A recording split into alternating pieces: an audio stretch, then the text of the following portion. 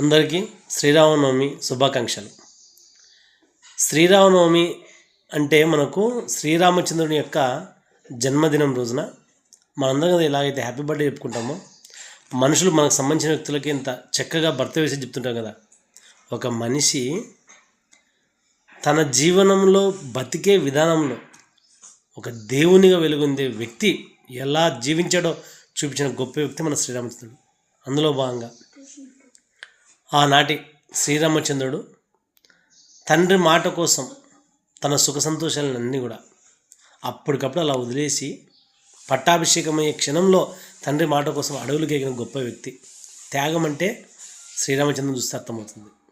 అలాగే తను కష్ట నష్టాలు వచ్చినప్పుడు ఎలా ఎదుర్కోవాలో శ్రీరామచంద్రుని చూస్తే అర్థమవుతుంది. ఒక దుష్టశక్తిని ఎలా ఎదుర్కోవాలో తనకంటే చాలా బలవంతుడైన రావణాసురుడిని సైతం న్యాయం కోసం ధర్మం కోసం ఎలా ఎదిరించాలో స్నేహితుల సహకారంతో శ్రీరామచంద్రుని చూస్తే అర్థమవుతుంది.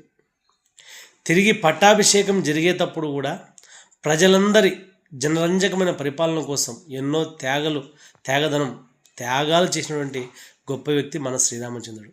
మరి అటువంటి మహోన్నతమైన వ్యక్తి ఆ శ్రీరామచంద్రుని జన్మదిన సందర్భంగా మరొకసారి మీ అందరికీ శ్రీరామనవమి శుభాకాంక్షలు. మీకు మీ కుటుంబ సభ్యులు అందరూ కూడా ఆనందము, ఐశ్వర్యము అన్నిటికీ మించి ప్రతి ఒక్కరు కూడా బాగుండాలని, అందులో నేను ఉండాలని కోరుకుంటూ ధన్యవాదాలు.